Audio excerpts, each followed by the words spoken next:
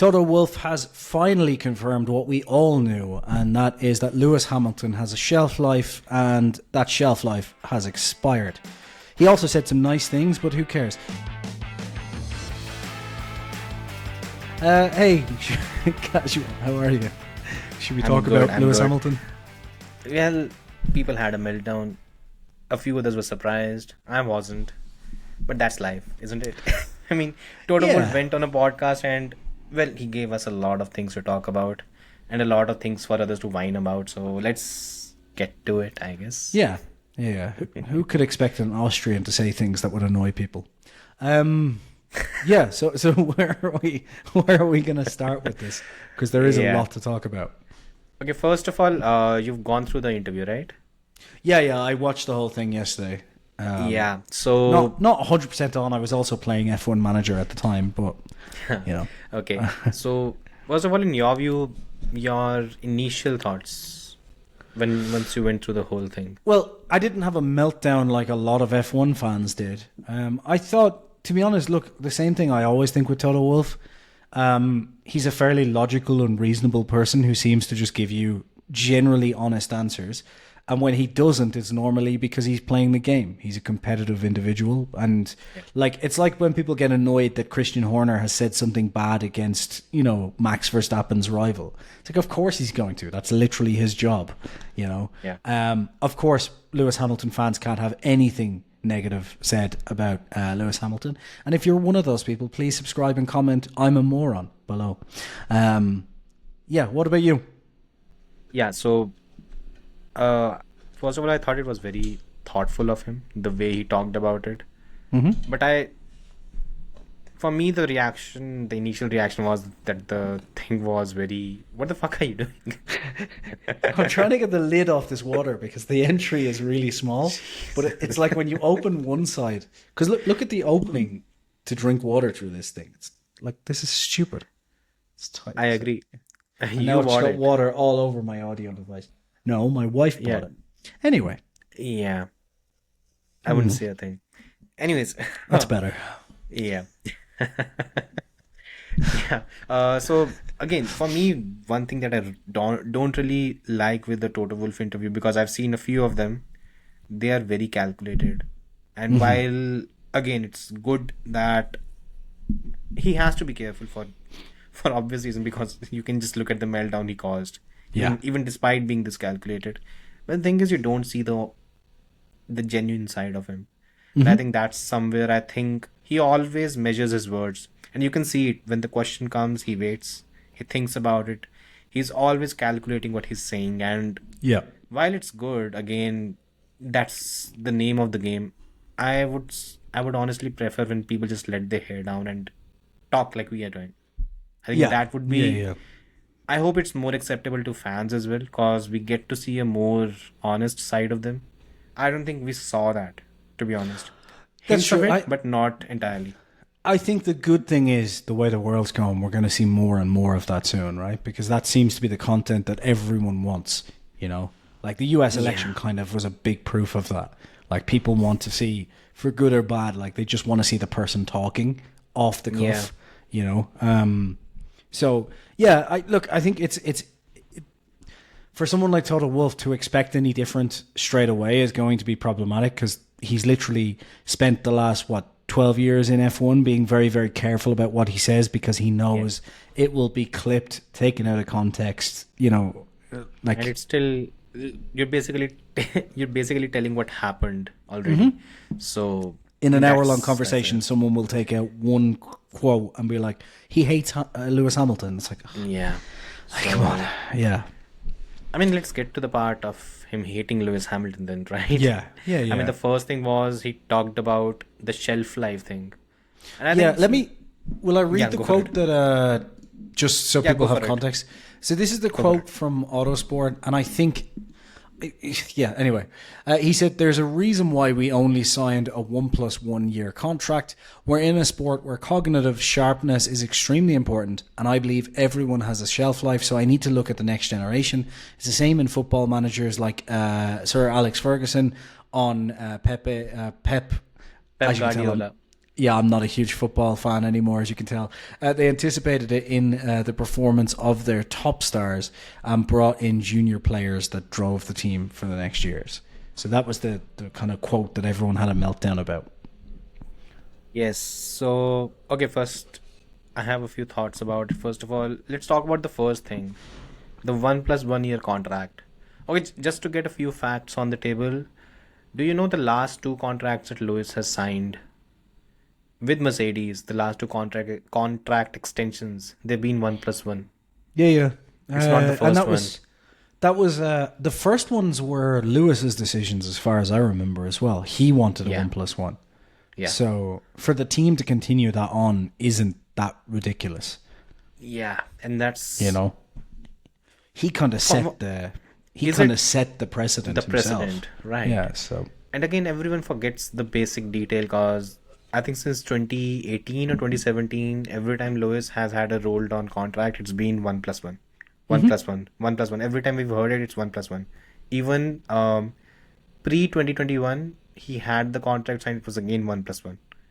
So the thing is, that's the norm. That's the yeah, norm yeah. that's been there. So the If question Lewis of had have asked for a longer contract back then, he would have gotten it, but he didn't Yeah. want that. So Yeah. Exactly. And if you don't want that, you set a tone of something, and then later, again, I don't think Lewis has made these claims, and I don't think publicly we've heard anywhere that he's talked about the fact that he felt betrayed, he didn't get a longer contract or something like this. yeah, It's the fans and some very stupid reporting on that front. Because look, no one wants to give the context, and the context is this was the precedent that was set by Lewis. And that's what Mercedes followed with. Again, you can say that maybe Lewis wanted a long-term contract right now, and Mercedes was not willing to do that for I one think. reason or the other. Well, the thing is, like, you have to bear in mind, like, you have to see it from both sides, which is Lewis's reason for doing that was he knows how quickly performance can change in Formula One with a team. Yep. And as much as Lewis loved Mercedes, like everyone thought that Lewis would be with Mercedes forever, as soon as the performance dropped off, Lewis essentially decided relatively quickly to leave the team and go somewhere else. So basically, that is why he set that precedent of being able to assess the performance continuously. And Mercedes, from their point of view, then obviously realized, and Toto realized, this is probably a good way of doing things as well, because now we can assess the performance on a basic year by year, year by year setting. Your So rolling contract. That's how it's Lewis- going right now. So Lewis surely knew when he started setting that precedent that it could be used against him at some point. Yeah. And if he didn't, he should have, or his manager should have. So, look, I mean, the performance works both ways. He's expecting the team to perform for him. If he's not performing, absolutely destroying his teammate, then obviously Mercedes is going to say, well, let's do the same thing with you and say, let's do this on a year by year. And it's a fair... That's F1 is precisely what happened. it's not a charity game. It's a competitive sport, like it's... And let's forget he's getting paid around 8 times what George is getting at Mercedes. And basically both are getting the similar level of performance. Yeah, That should tell you everything. His fans will tell you that you need to focus on the intangibles, which are the marketing. It does not make up for that much. Let's be very, very honest. If look- that much is... I don't want to get into the big argument that I have all the time where people say Lewis is bigger than Formula One, but he's not. Like, the only thing they can point out to prove that in any sense, I think, is that Lewis has more Instagram followers, I think, than F1. And it's like, that proves nothing. That just proves that F1 has done a really shit job with their Instagram. That doesn't prove that, it's like, oh yeah, he has 36 million followers. It's like, great. 200 million people watch the races. So why hasn't he got them all if he's bigger than F1? Like, what are you talking about? So, and you have Mercedes to understand the thing. Mercedes is bigger than Lewis Hamilton. I think we can all agree on that. Yeah. More people know what Mercedes is by an enormous amount than know who Lewis Hamilton is. And these are the same people who will tell you that Lewis Hamilton is bigger than Ferrari. The only sports person who has ever come close to being bigger than their sport is probably Michael Jordan. And even then, it's hard to say because Michael Jordan getting bigger made basketball bigger. So it's always a trade-off, right? Yeah. And the thing is, you have to understand this thing. But again, the basic point here is Mercedes did not this entire claim that Mercedes was just looking to get rid of Lewis. You do not get rid of Lewis Hamilton. It just does not work that way. And sometimes you have to understand those basic things. And again, what Toto is saying. Again, I'll come to the second part where he says that we're in a sport where cognitive sharpness is important. Everyone has a shelf life and stuff like that. I think it was a comment made out of being a bit sour that Lewis left the way he did. Because Toto had no prior notice. I mean, he said there's a 2-week notice from Carlos Sainz Sr. that he got, but that's not much. Leclerc and he specifically talked about it. Leclerc and Lando Norris had already signed the contracts. Otherwise, he would have tried to get those guys on board. What the through the entire sequence of events, there's only one key takeaway. I think that Toto did not see it coming, and that's why he's being a bit salty. Honestly, I think as well. Like in terms of, we'll talk about the cognitive thing in a minute, but in terms of the contracts, you can kind of see why it's. I mean, like basically Lewis not giving him the heads up also robbed him of being able to kind of nab a Leclerc, because as soon as Ferrari knew that Hamilton was interested, they basically there and then made sure that the contract with Leclerc was signed, because Leclerc was signing his contract within that kind of before that 2-week window or around that 2-week window. So, and Leclerc knew when he was signing his contract that the Hamilton job was basically a done deal. Yeah. Leclerc has talked about this. So essentially he could be a bit salty because it's kind of like, well, I've given you a title winning car for 8 seasons. Like, you know, I've gave you everything you needed, and you can't give me a few weeks to make sure that if you're going, I have the best options, you know? Yeah. So you can understand why he's a bit salty there, you know? Yeah. And one last thing on the whole 1+1 thing that we didn't mention is that Lewis also kind of, like Mercedes also kind of allowed Lewis to continue on when that was clearly never the plan. The reason that Russell started in 2022 was that basically, I think the assumption from everybody was Hamilton. Sorry, you okay? Is the sound gone? Anyways. Oh, okay. Something interesting. But yeah, no worries. But basically, the entire expectation from everybody was Hamilton would win an 8th in 2021 and then retire. And maybe do 2022 as kind of a transition year, but George was always the guy to come in and basically take over from Lewis. That was always the plan. And then all of a sudden that didn't happen, and Lewis stuck around, I think, longer than expected. And I think they don't really mind Lewis sticking around longer than expected. It's just that... Of course not, no. Yeah, I think it's just the whole... It's the baggage, I'll be honest. It's just the baggage. But it's also you've got to hedge your bets, right? If Lewis thought he was dropping out after 2021, then you have to think to yourself, well, this guy was kind of 1 foot out the door already. Yeah. So how long is it going to be before he triggers that? So maybe let's do a shorter contract and make sure that we are prepared. And then, of course, he's a little bit salty because it's like, we did this so that we were prepared, and then you pulled the rug out from under us with 2 weeks' notice. Like, of course he's going to be a bit salty about it. And even 2 weeks notice is not what Lewis gave. It's just that he got to know from Carlos Sainz. So that's got to hurt, right? Yeah. Like, that's got to hurt. A partnership almost a decade-long partnership, and it ends this way. The most successful partnership in history, like, realistically. It is. Yeah, in terms of statistics, championships, wins, whatever. This is the best. And you have to understand that at that point in time, Toto is obviously not going to be impressed with what has been said and the way the whole thing has gone out. So he hears it from Carlos Sainz Sr. instead of from Lewis. Like, that's got to be kind of like, come on. Yeah, it's like, what the fuck are we doing? There's a basic courtesy, right? And again, like, I don't want to say it's like that makes Lewis look terrible. I understand that you're negotiating in these ways. Like, it's get business. that. Honestly, Formula One is a business. You have to treat it that way. And the thing is, out of all of this, terming Lewis Hamilton a victim, what are we? Is ridiculous. Who are we kidding? Yeah. Like, I don't know how many victims you know who get $100 million a year to drive a Ferrari, and who are getting almost half of that at Mercedes. I mean, he Yeah. was still the highest paid driver in Formula One when he Yeah. left Mercedes. So So somewhere down the line, you have to ask that: how is this guy a victim? there's two There- words that have been absolutely overused in the past few years. One of them is Nazi, the other one's victim, and I'm sick of both of them. No. For me, it's victim and experiments. Oh, So well, in these are the two. Formula One, yeah, but I mean globally. Yeah. We'll save that for some other podcast. Yeah. So, yeah. As for the cognitive decline, it's an accurate comment.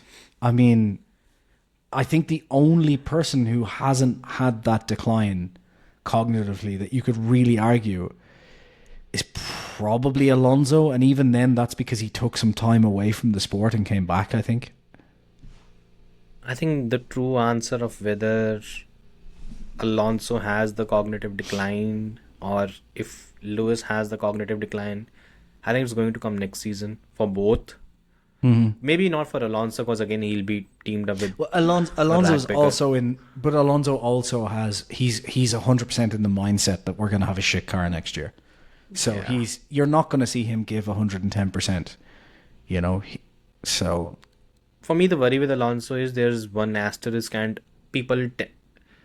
You can look at both. You can look at it both ways because his partnership with Esteban Ocon, it wasn't a one-way street. It wasn't as if he dominated him every weekend.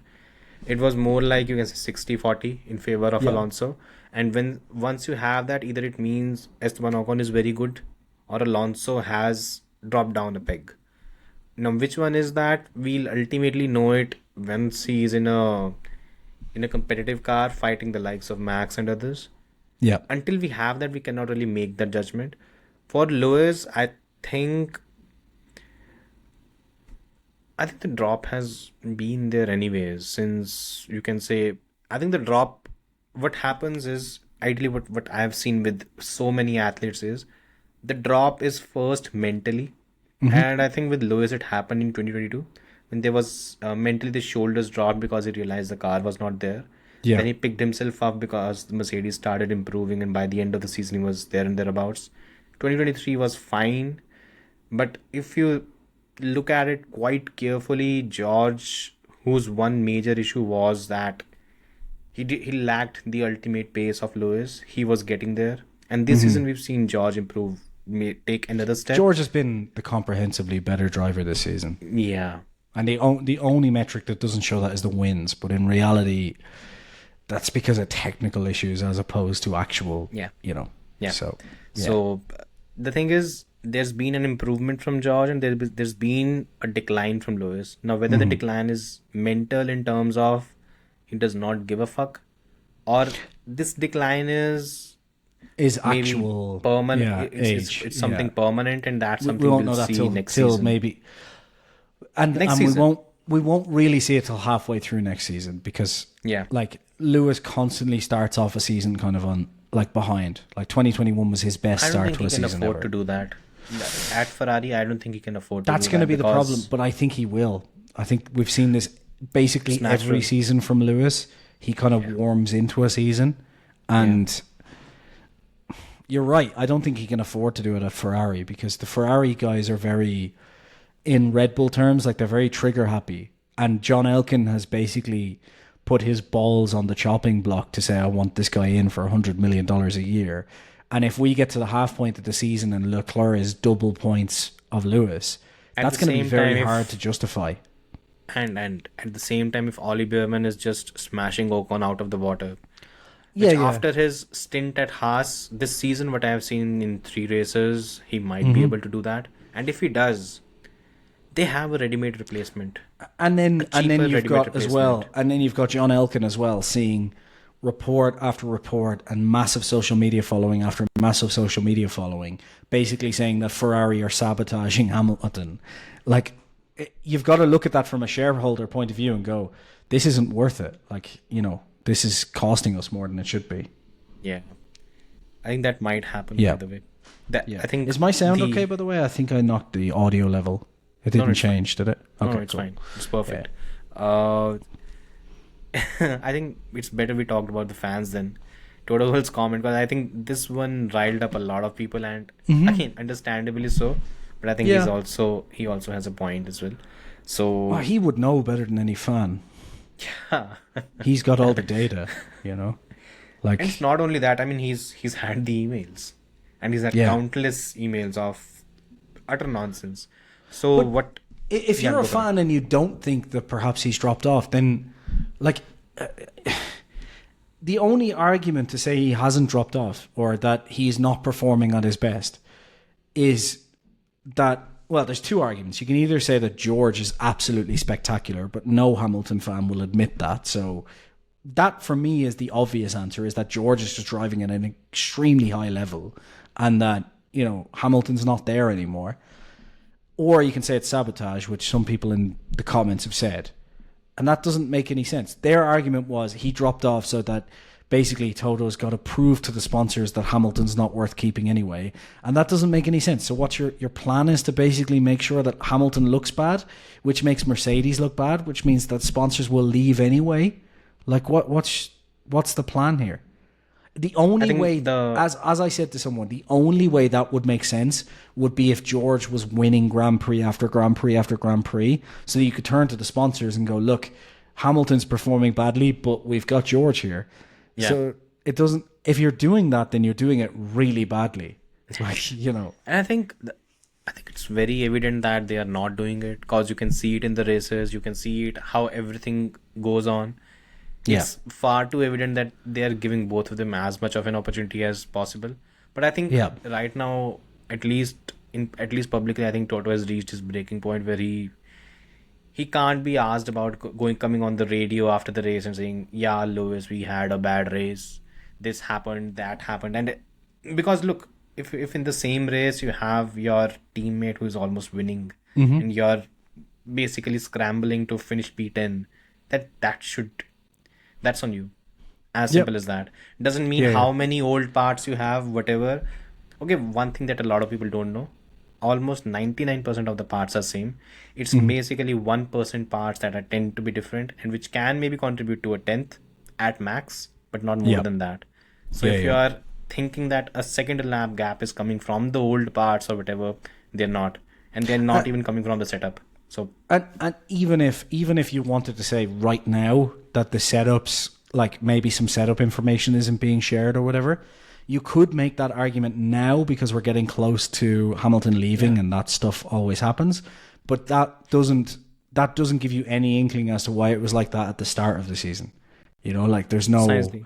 So you know, like it would be fine if it just started happening now, but the fact that it's happened the whole way through the season, that just paints one side to the story, which is that George is just performing better than Hamilton. There is no other excuse for it. And simple as, you know. And again, by the way, a lot of people are going to be pissed in the comments and sure. It was a Lewis. You guys really hate Lewis Hamilton. We talk about this the same way about almost every driver. So stay tuned is what all I'll say. Anyways, go back and look at the other podcasts if you want. It's evident that we don't hate Lewis Hamilton. I mean, it's just, I can't even repeat the same nonsense again and again and again. Yeah, I just don't care. Comment away. It helps with engagement. Thanks. Yeah, do that.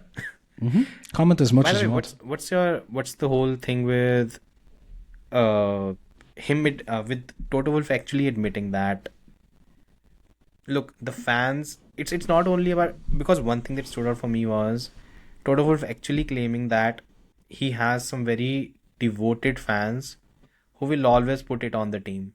He specifically said that. And you know that and which is actually even a sign for Fred Vasseur that it doesn't matter what happens, whatever you do, if Lewis has a bad weekend or anything, it will come down to the team only. And Ferrari is not a fan of bad PR. They never have been. They hate it. They really can't stand it. It's the one, like, out of all of the teams that I've watched over the past 20 years, Ferrari is the one that will not stand for that. Like, you are not allowed to talk badly about the team. Like, Lewis Hamilton coming out and going, the car was just shit this weekend, is not going to fly at Ferrari. Like, it will for a weekend or two, but not for long, you know. I don't know. I have a feeling that Fred might be standing there laughing when it starts happening because he'll be like, John, I told you. Like, you know, like I think Fred Vasseur wasn't the one who made the decision to bring Hamilton on. And I think that And if Fred, he was. I think Fred Vasseur probably would have been on board if they had said, look, we're going to bring Hamilton in and we want you on board with the decision. But it very much comes across as this was just presented to Fred as like, we've made the contract. And Fred was probably like, I told you I wanted influence on all decisions. Yeah. So I think Fred will probably laugh if John Elkann comes in and goes, oh, the team's getting shit because Hamilton fans are going crazy. Fred will probably just laugh and go, well, that's your problem. I didn't sign him. You know, you shouldn't have signed him. By the way, what happens if the flip side actually happens where Lewis, well, he ends up being strong and ultimately ends up beating Leclerc and takes over the team? It's a win-win for the team, I Ferrari. think. Yeah. Yeah. Okay, Because by like, the way, let's talk about if he's one thing. stronger than Leclerc, then he's going to have to be very, very good because Leclerc is not going to be terrible. So that's going to be a very then how strong good is George? situation. Yeah, I mean, if Lewis goes in and absolutely is the comprehensively, it doesn't even need to smash Leclerc, but if he's just better than Leclerc, Yeah. that means that George is potentially, you know, one of the best second best drivers, if driver not in the this second best driver in the grid. Yeah. Yeah. It's probably Verstappen, Hamilton, George. That's probably literally the order that we get straight away there. Verstappen, George, Hamilton, right? What did you say? Yes, sorry, Verstappen, Because, George, yeah. Hamilton. Yeah. Yeah. That It's- would be the order. That yeah. would be the order in that case. And again, I don't see it happening, but it might happen. Because again, Lewis has some intrinsic strengths. In the wet weather, I think I'll favor Lewis over Leclerc. Yeah. When it comes to taking calls within a race, I think I'll favor Lewis over Leclerc because the experience and everything, it tends to make a lot of difference. Yeah. But I don't know. Overall pace and performance, I'll tend to lean towards Charles on that front. I would be very surprised if Hamilton is beating Leclerc, to be honest. Yeah. Because the only reason for it is I do think that Leclerc is a more complete package than George is. So if Hamilton can't beat George as his own team, I don't think he's going to beat Leclerc at Leclerc's team. That is very, you know. yeah, I tend to, Because you if can I talk have to about I was just going to say the fans can talk about sabotage all they want, but it's been 2 out of 3 seasons now, so you can't say it was sabotage in 2022 when George comprehensively beat Lewis once again. but there were apparently experiments. Yeah, whatever, fine. Yeah. Enjoy your excuses. You know. Yeah, When you're not sadly. winning, excuses are what you do. That's simple as that. So if you're making excuses, it's because you're not winning. That's Yeah. fine. Fair It's enough. just- Whatever. Yeah. I think You don't there's see Verstappen one- making excuses like when he's winning. He makes excuses when he's not winning. Yeah, sure. Piss off the Verstappen fans as well. Just on Sure, the way. yeah. You see Leclerc making excuses when he's not winning. You see Norris Yeah. making excuses when he's not winning. It's because they're all shit drivers. And the real GOAT of F1 is Nico Hülkenberg. Yeah. Apparently, it was weird. I think I saw a quote from Franz Tost where he said that Nico Hülkenberg does not belong in Formula One. And Oh, I was Christ. very confused. And again, the thing was, in the entire article, he basically advocated putting Mick Schumacher in place of Nico Hülkenberg because of what happened in Brazil. A race where Carlos Sainz crashed out. I think Franco Colapinto had 3 crashes. Albon could not make it to the race. Who else? I think multiple other... Alonso crashed out.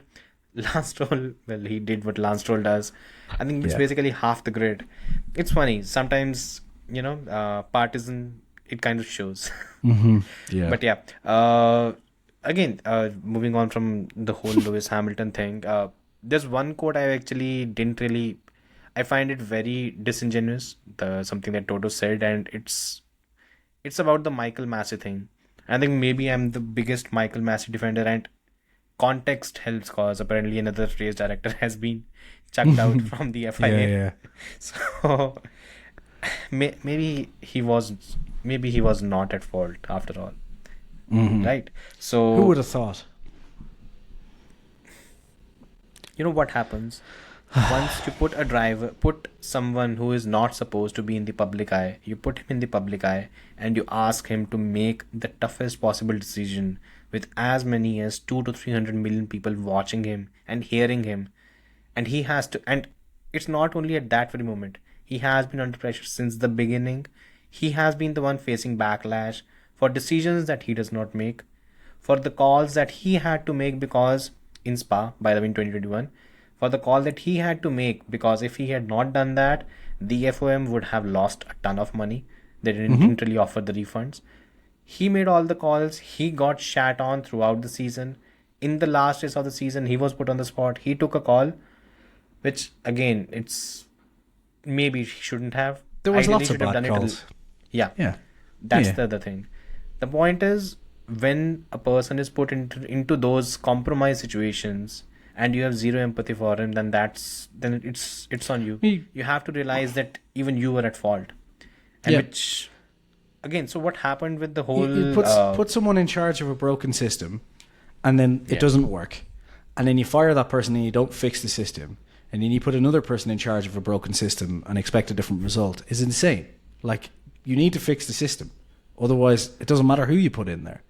Like, you know, the system was held together with duct tape before in the name of Charlie Whiting. Yeah.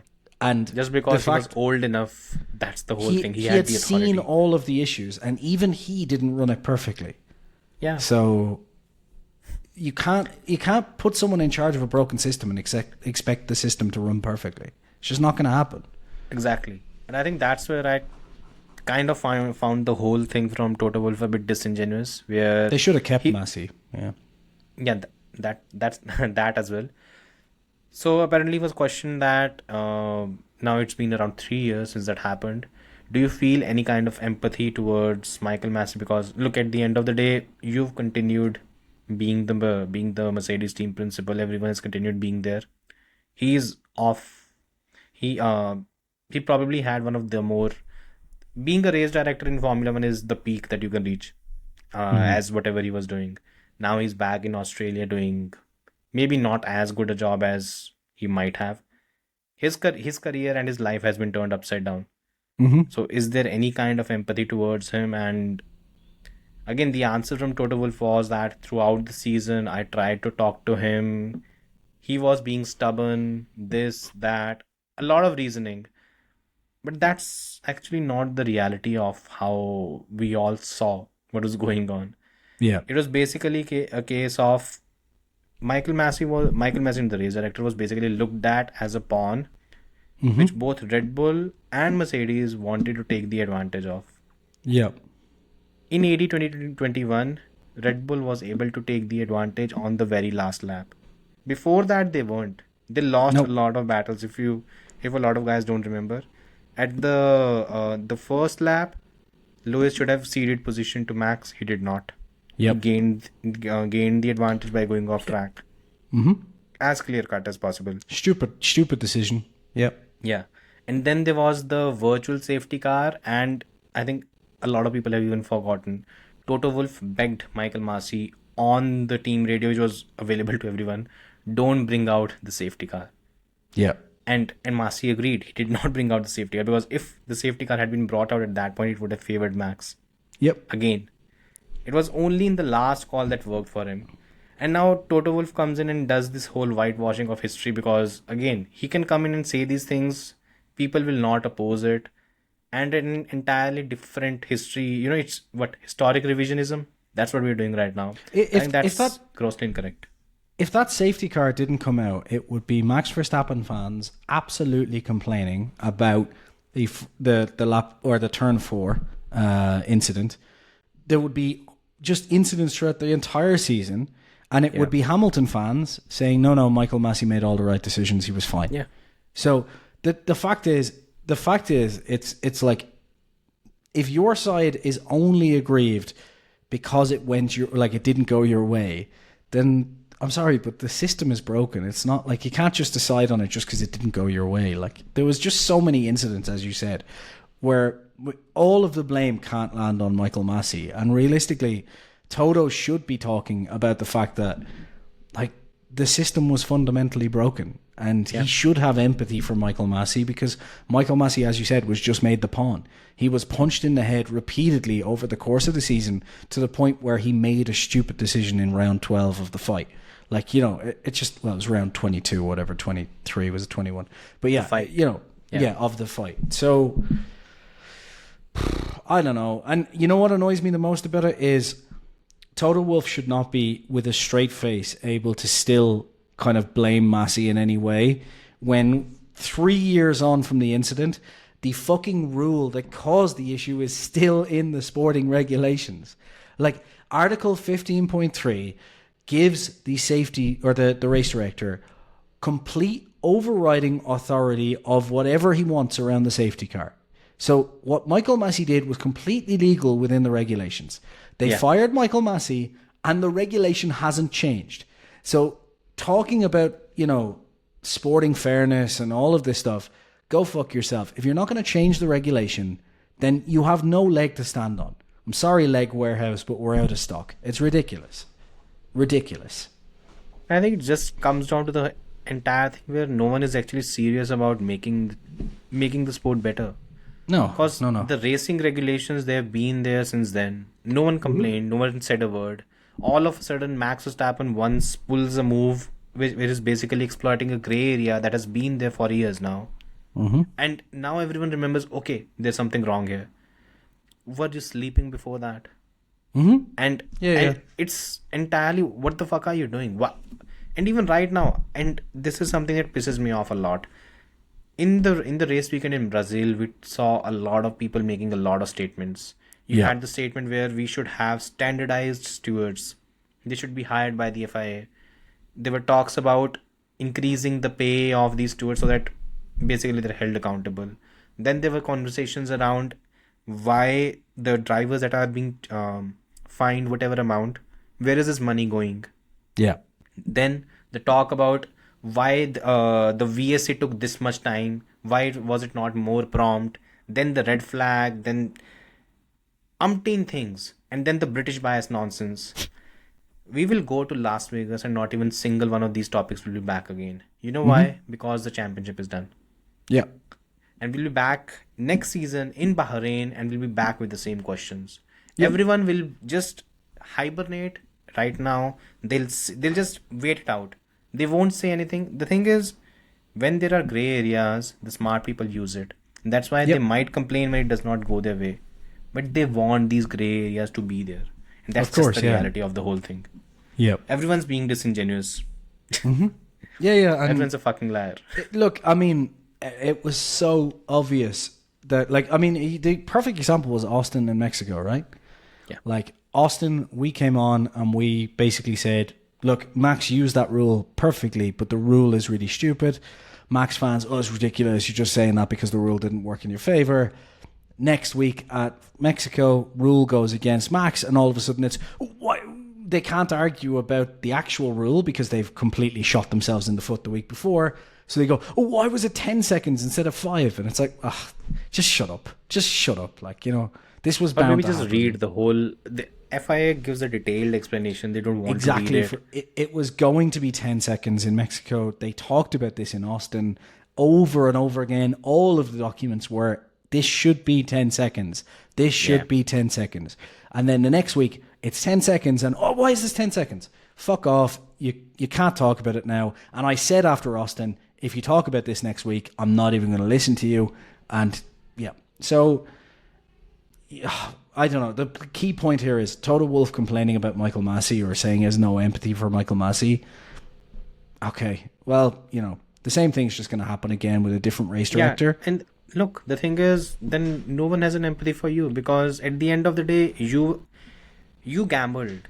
Both Red Bull and Mercedes gambled that day and it worked out for Red Bull. Yeah, it could have easily worked out for Mercedes the way it had been working out throughout the season.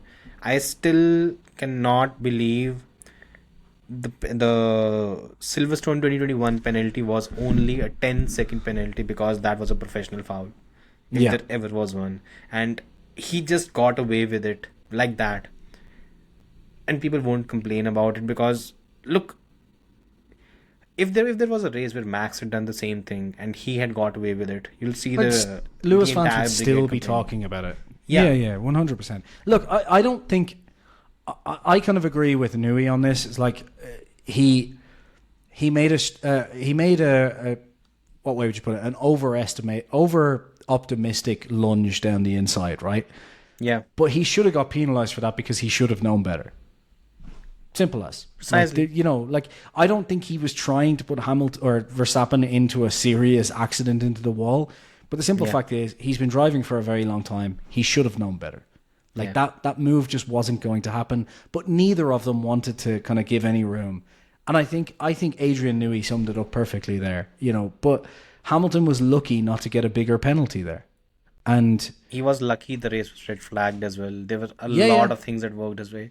Yeah. And again, a lot of people claim that the race in Silverstone is one of the best from Lewis. I cannot agree with it in But any which then, way. but then honestly. Verstappen at different points has gotten lucky as well that things have gone their way. And this is the simple issue with the sport, which is it shouldn't be a case of the driver got lucky in that situation. There should be just common sense rules where it's like, no, you're not allowed to do that. And I don't care if Toto Wolff comes up and bangs on the F1 race director's door. It's like, these are the rules, we're following them. Go away. It's just, and by the way, I think you might not have seen it. So at Sportskeeda, we collated the penalty points that every driver has got since it was introduced in 2014. Mm-hmm. So that we collated the top 10 list. And by the way, there's a Max Verstappen fan, Mark. Mate, first of all, you've blocked me. Again, I'm talking to him directly. Mate, you blocked me. Here's the thing. If you are taking someone else's work and you're trying to remove whatever branding they have, it's a piece of shit move. Don't do that kind of things. Yeah. Seriously, if you have 10k followers, have some class. He won't, Idiot. though. Yeah. I know It's the fine. person who worked hard on it. He's one of my writers and he's worked very hard on it. Just copying his stuff and making it your own, it's a piece of shit move. And not Yep. even trying to give credit. Fucking. It's Anyways, cool. We'll just clip this out and call the clip Mark with literally his Twitter thing. This guy is a piece of shit, and put it on YouTube if you want. yeah, I have no let's do that. problem doing that. Let's Can't do do that. anything about I it. don't mind it. Yeah. Yeah. Can't do anything about it. So one thing that actually stood out was we shared the whole thing on socials and mate, 50 to 60 comments were British bias. And then there were other Herbert. I'm like, that. I don't know. Like, I just, I don't know. Like, the other thing is, we saw that when it comes to British bias, that conversation, I find it hard to take it seriously when it's very, very obvious that a majority of the fans don't understand the difference between the race director and the stewards. So when you're trying to make an argument as if you know best and you understand and you've seen all of the stuff that's going on and you don't understand a fundamental piece of F1, it's hard for me to take you seriously after that, Just, I think, and that's the problem with F1 right now, because earlier we had the entire Lewis Hamilton fan brigade who did the same. I am listening, Yeah, by the way. I just need to close my blind, but keep talking. Go for it. Okay, you're listening? Yes. How are you listening? Jesus fucking Christ. Okay. Okay. So what we had was, we did have an entire Lewis Hamilton brigade earlier. But what we have right now is not only a Lewis Hamilton brigade, but a Max Verstappen brigade. So what is going to happen next season is, every race, again, next season is going to be a very tight title battle, I'm hoping. Mm-hmm. I really hope that there's not a scenario where just a single team just, stretches a gap and we don't really have anything. Yeah. I think if that happens, every race is going to become the same nonsense where if something goes against Max, it's British bias. And we're going to see this word being abused so much, and it'll really just screw things up, honestly. Just kills the fun in the sport. Yeah, it's just the usual excusism that happens in Formula One, though, isn't it? Like, no one wants to No one wants to blame their own team. It's the biggest thing that I saw last week. What was it? When everyone was going on and on about British bias and red flags and all that stuff. And my question was just a simple one. It's like, if you think this sport is fixed, then why are you watching it? Like, if you genuinely think that there's someone behind the scenes deciding who's going to win, then one, they're not very good, because if they are trying to decide that Norris and McLaren wins, then they haven't done a very good job of it, first of all.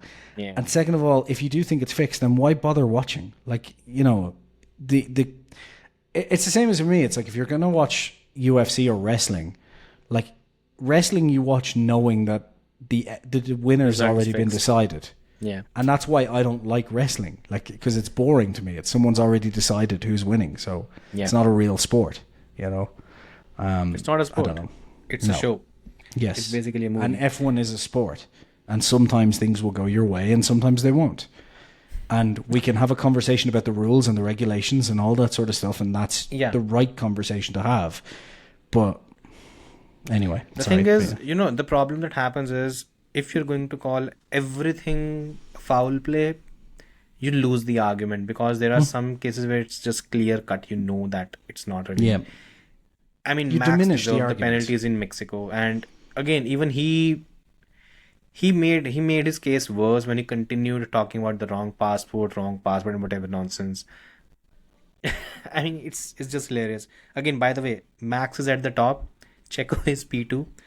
Third is Kevin Magnussen, which is not a surprise. Then we have Lance Stroll, Sebastian Vettel, Daniel Kvyat.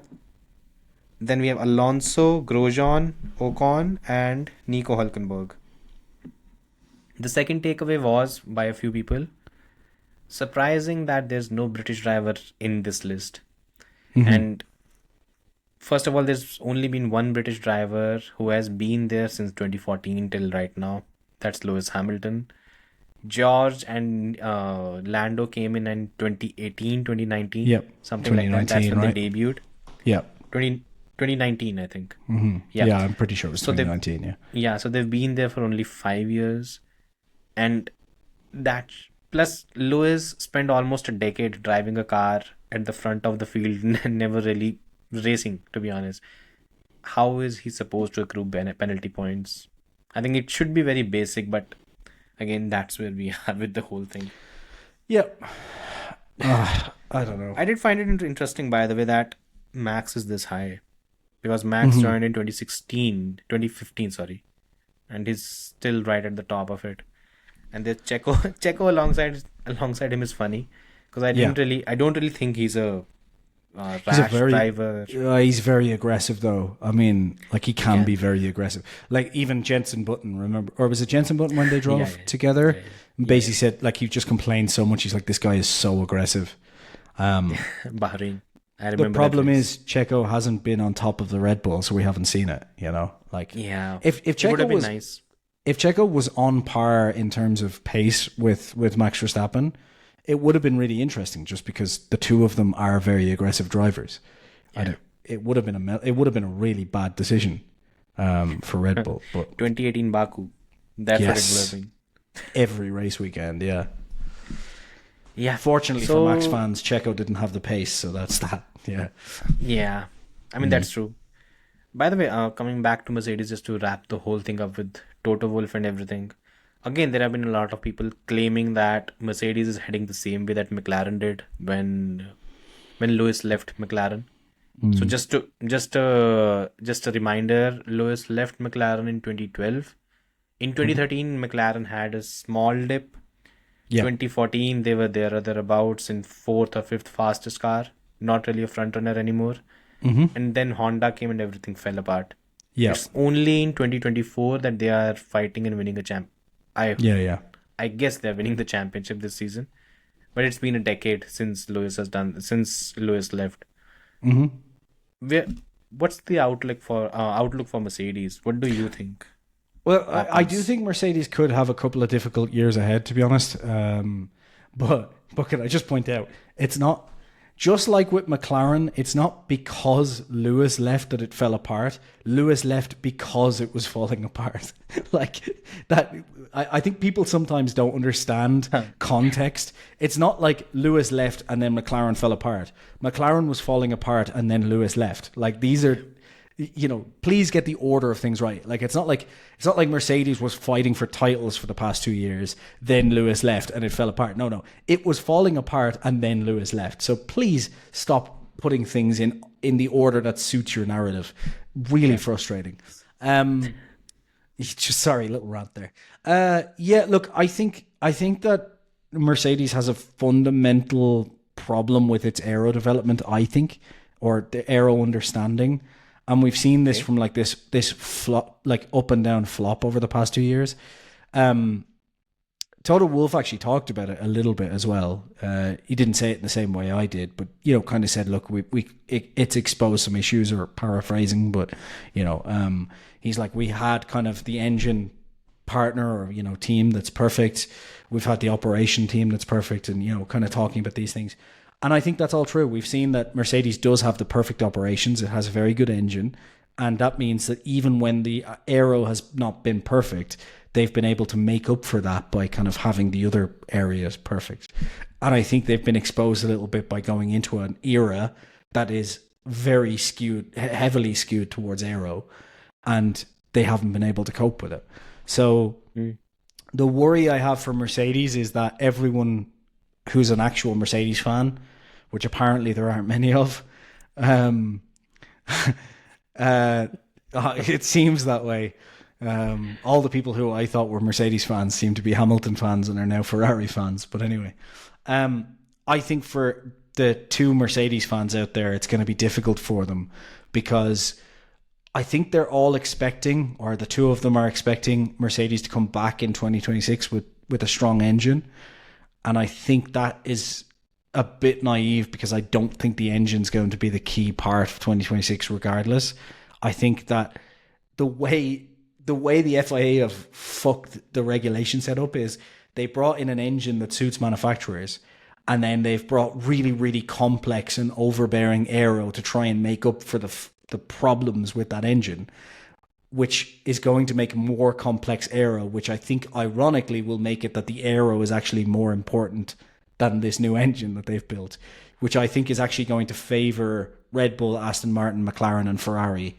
And I think we could see a situation where Mercedes are actually fifth fastest in 2026. And annoyingly, Hamilton fans will be like, oh, look, Hamilton left and they fell apart. And it's like, no, they fell apart and that's why he left. Like, shut up. So yeah, I think they'll be fifth fastest in 2026, personally. Where do you think unless something really changes? I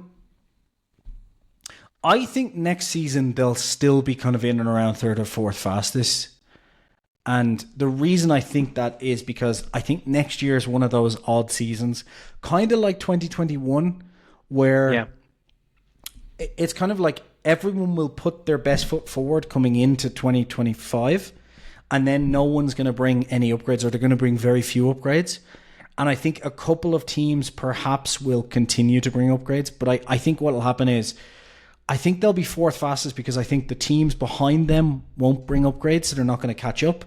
And I think the teams in front of them, there'll be a situation where, for example, whoever is the fastest coming into the season will probably continue to bring upgrades and jump further and further ahead for a while, because they'll rather just grab a title that's there, So I think kind of the teams in front will fluctuate up and down, and the teams behind will switch off. So I think like this year, they'll kind of be that fourth fastest that's always kind of hovering around.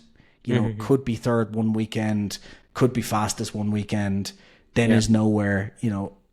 Basically, I think there's Kimi and Antonelli in the car, so even that would either spice things up. A fast driver in the car, unlike Lewis. Yeah, that'll help.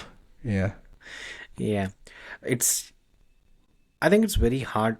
For me, I find it very hard to actually nail down what happens with Mercedes, because McLaren as well.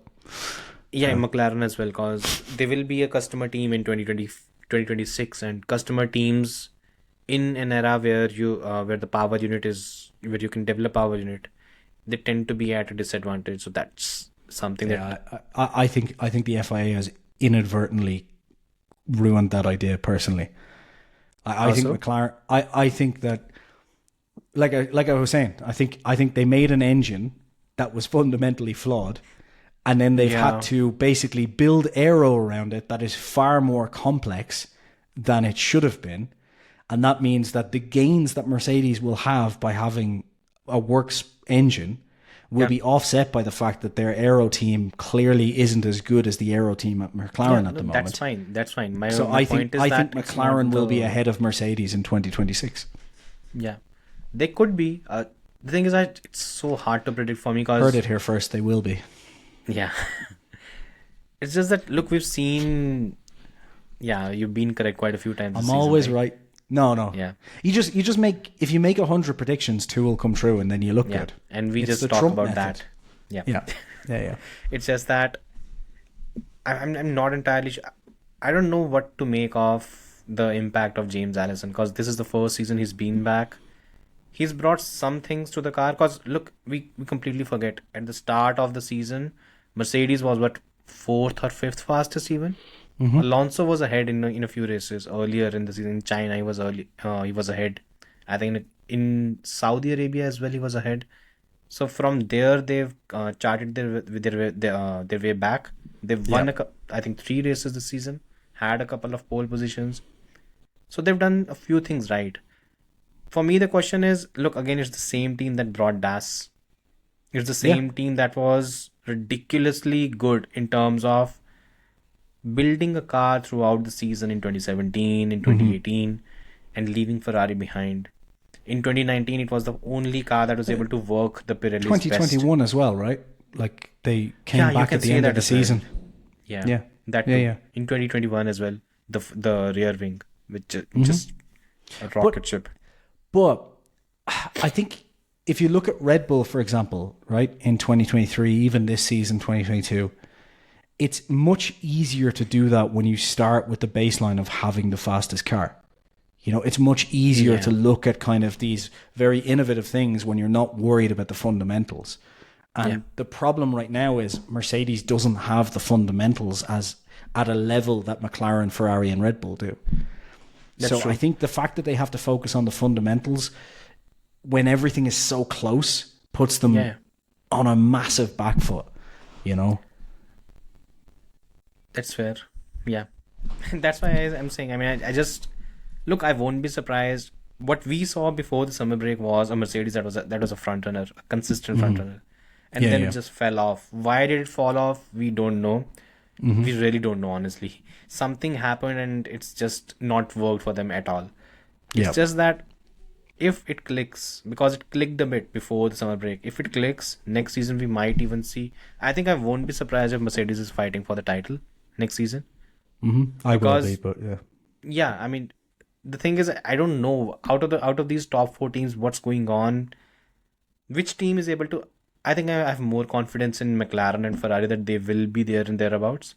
I'm not entirely sure on Red Bull and in Mercedes because both of these cars have struggled when it comes to developing them throughout the season. This season has been a bit of you can say, a bit of an issue on that front. But I think there's a bigger question when it comes to the whole. Because a lot of people have started questioning Toto Wolff's leadership. I think it's utter nonsense. Yeah, I think so too. Yeah. And even in terms of long-term prospect, if I talk about Mercedes, I think it's in good hands. I don't see, at least in the next couple, maybe it all depends on the kind of debut that Kimi Antonelli has. Because if it's just a rocket out of the first lap, whenever he's on it. He's battling George from the very first race. If that happens, I think I won't be surprised if George leaves. Because neither would I. Yeah. Because that would put a scenario where George would want to be a leader of the team, but the writing would be on the wall that it's not really happening here. And if that happens, it might disturb Mercedes a bit because there won't be a quality replacement of George. I think if that happens, they're no longer looking for a George. They're looking for a solid number 2. You know, I think in that case, if that happens, I think it's very obvious that it'll be Antonelli and Carlos Sainz for 2026. Yeah, I think it's just the obvious choice. Yeah. So something on those lines. I don't think Ferrari. That's solid, right?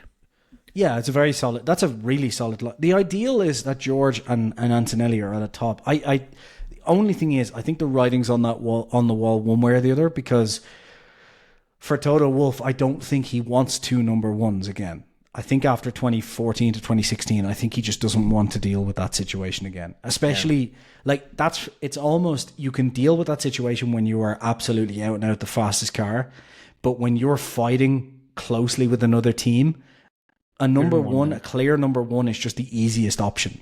That's just easiest solution there. Next year's hard to call.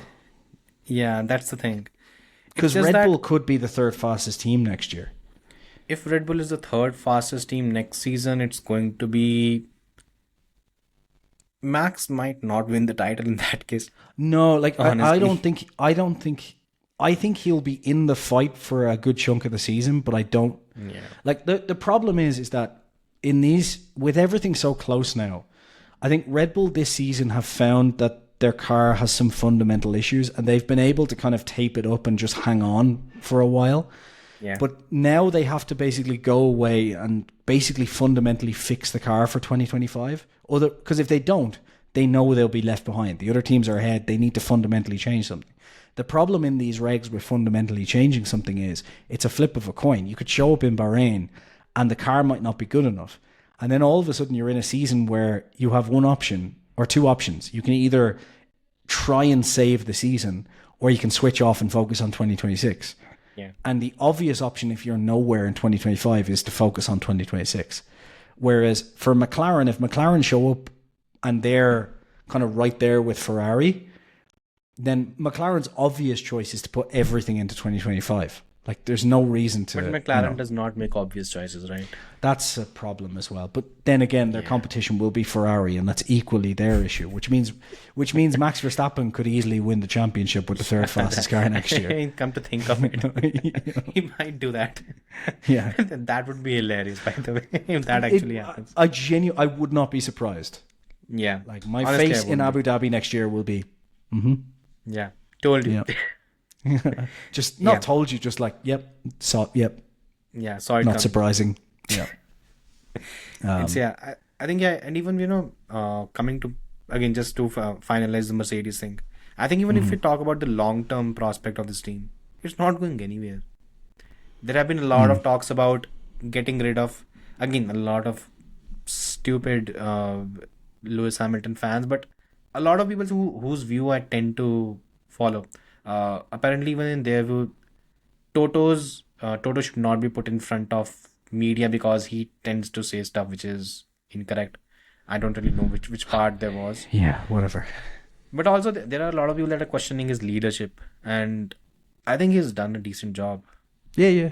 Ups and downs happens. There's something you have to understand, that this team won for 8 consecutive years, so it was bound. The ingredients are clearly there.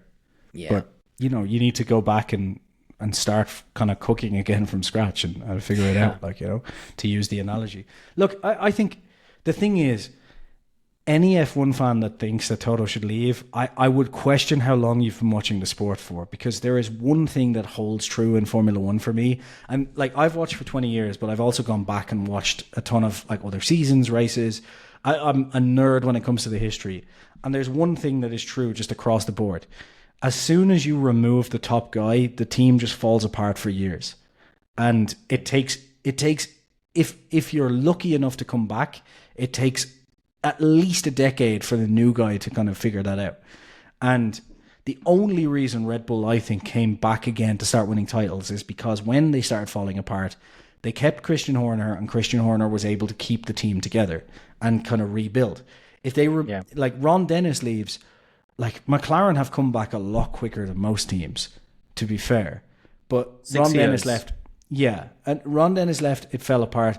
In fairness, it was already falling apart under Ron. If they had have kept Ron, could it have come back quicker? Maybe. Would it have ever come back? Who knows? But the key fact is, as soon as you remove the top guy, you're looking at a long... Ferrari is the perfect example, right? John Todd leaves. They still haven't quite come back. Yeah.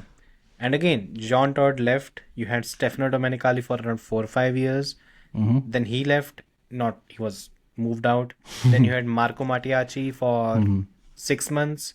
Then you had Maurizio Arrivabene for 4 years, I think. Yep. Then you had Mattia Binotto for another 4 years. And now we have Fred Fred Vasseur. He's in Vasseur. his second season. Let's see where we are with him in 2027. Because Well, look, that's the another simple fact is, interesting if they're not winning in 2026, Fred Vasseur is gone, and 100%. Ferrari will then remove Fred Vasseur. They'll bring in a new team principal, and then they'll be absolutely surprised and not understanding why 2 years from then everything is still shit. Because what they want is short-term results in a long-term game, and it's not going to happen. So they need to keep Toto, because keeping, like, obviously Toto owns a third of the team, so I don't think he's going anywhere. But the reason it makes more sense to keep the team principal, the leader like Toto, is because the issue clearly isn't Toto. The team was winning for 8 years under Toto, just like the issue in 2014 clearly wasn't Christian Horner. So you keep the top guy, and then the top guy can figure out where the issues are and start patching them. And if you keep changing the top guy, the new top guy thinks he knows where the issues are, but he doesn't really, so he starts fixing things that weren't the issue. And what happens is you get Ferrari for fucking 15 years not winning.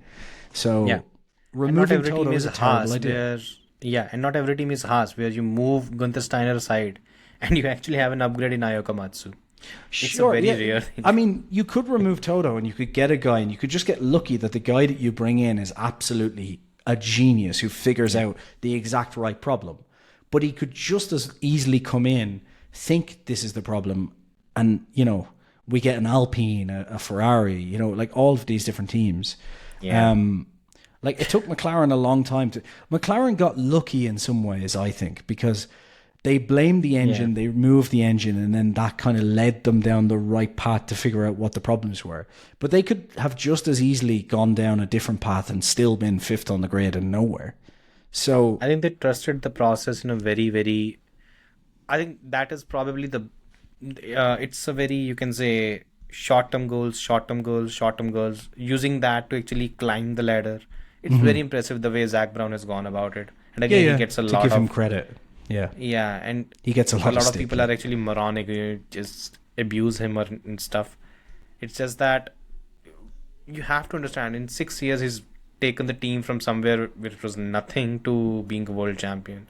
And McLaren has not been a world champion in terms of constructors since 1998. Yeah. So that's long. How long? It's been 20. Yeah, Ferrari 18 won years, 99, didn't they? Yeah. Yeah, and then they were disqualified 2007, 2008. It was Ferrari. Yeah, so 1998. Yeah, they haven't. Wow, insane. They haven't in this millennia. So Yeah. I mean, he deserves a lot of credit, and I doubt he'll get it. But the thing as well, like, I'm sorry to all of the fans listening to this, but the driver is never the key part of a team. Like, the driver can be that last few percent that gets you there, but like, as great as Schumacher was, if Schumacher went to Ferrari and they didn't get, the team together of they John didn't listen Todd, to him. As simple as that. But also, like, if they didn't have, Ross Brawn, Rory Byrne, John Todd, like, if Rory Byrne and Ross Brawn weren't at the team, even with Michael Schumacher, they wouldn't have won the way they did. Like, it's likely that it would have been a McLaren sweep for like 6 years.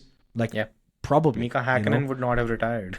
No, honestly. no. So, Kimi Räikkönen could have got his titles earlier. Like, we could have, like, all of these different things could happen. So the driver is an important part, but they are never the most important part. In reality, the engineers and the team principal is the most important part. Yeah. Like, so everyone who's like, oh, Lewis Hamilton is the reason they succeed. No. Lewis Hamilton is there because they are succeeding. Yeah. Like, you don't sign a Max Verstappen or a Lewis Hamilton if you've got a shit team. It's, let's be real about this. Yeah, and I think that's where there's this whole thing about... I think it's about time we switch gears now. A lot of talk about the Toto Wolff podcast. So that's about it on that front. Yeah. Yeah. Let's move on. I didn't know his accent was this thick, by the way. I realized it during the pod. Lewis. Yes, Lewis, we have to go down the road. Yeah. Yeah. I just kept going back to Arnold's accent. Yeah. It was so similar. God damn. I'll be back. Yeah. But yeah, He doesn't cool. say it that way, by the way. No, Yeah. it doesn't. Yeah. Again, talking about Max Verstappen. So apparently, actually, it was a single quote by Jeremy Clarkson, which is basically covers Oh, two yeah. drivers, and it Yeah, infuriated the entire world. Apparently, it infuriated Damon Hill out of all people, who just could not keep Whoa, the whoa, British whoa. hat off. He Whoa, just whoa. cannot. Are you telling me that Jeremy Clarkson has said something that has upset people? Surely that can't be true. Yeah. You're telling me that one of the most controversial people in media has said something that has upset people and people are surprised? No. Yeah. Can't be. No, Yeah. the funny thing for me is Damon Hill jumping in and saying stuff, and like for him, he needs to keep his phone. He needs to stay away from social media, honestly, because Yeah. whatever British bias accusation are there, he's the one who tends to add more fuel to the fire again and Yeah. again and again. So Yeah. again, Jeremy Clarkson, the quote that he had was, "Max Verstappen is the best driver in Formula One right now, and he might be the greatest ever." Which And is then- a completely fair statement. And he juxtaposed this by saying that now Lewis Hamilton is past his prime. Mhm. So these were the two parts, and again, what pissed off Damon Hill was the second part. So the first part, by the way, the greatest ever. So that's what he said. Not one of the greatest, the greatest ever. He said said it that might Max be is- one of the greatest ever. Or Yeah, it yeah. might be the greatest ever. Yeah. What's your view? I think, by the way, we will do a podcast with the top 10 greatest F1 drivers. I've talked to a couple of guys, we'll bring them on. And for now, if you want to pick the greatest ever, what do you think Max needs to do? I think this conversation we've never had. Look, I think for me, it's like the greatest ever is a problematic one because, Yeah. depending on who you like as a driver, you can find like 10 different ways to say who the greatest is. Yeah. For me, I have ranked Schumacher, Senna, and Verstappen ahead of Hamilton and Vettel as a Vettel fan.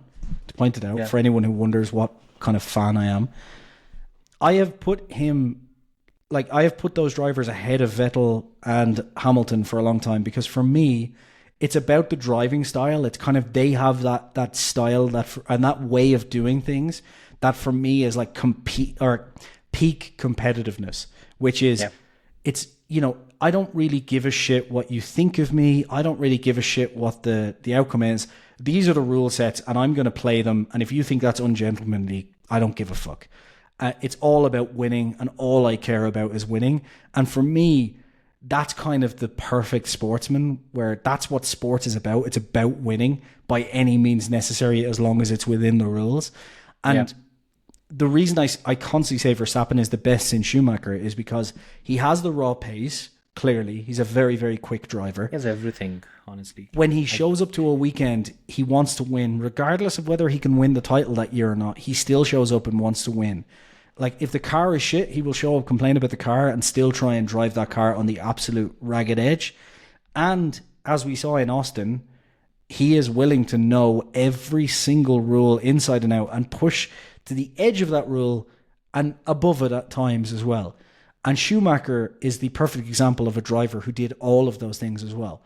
The reason I don't think that Verstappen is better than Schumacher, personally, or Senna for that matter, is that Senna and Schumacher have all of those things that Verstappen is showing right now. But it is yet to be seen whether Verstappen can do the same as Schumacher and Senna, which is to also go into a brand new team and build that team around him. And Senna did it a few times. Senna would literally go in and be like, I don't care what's going on. I will go into a team, I'll drive for free, and I will get that team to work with me to kind of drive, Schumacher did it more so, I think, in a bigger way.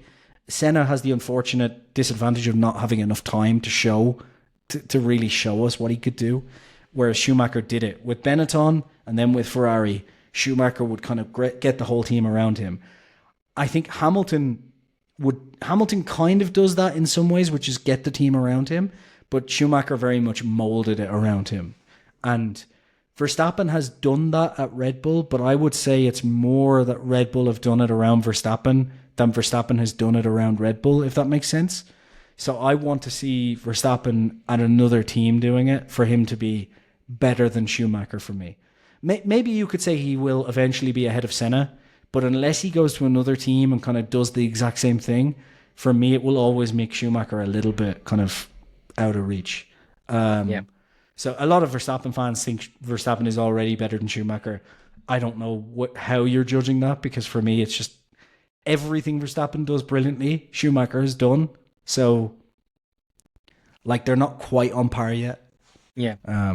I actually wanted to ask you something. I agree with your Michael, the point around Michael, where he has built teams around him. He did that in Benetton, Ferrari, to an extended Mercedes as well.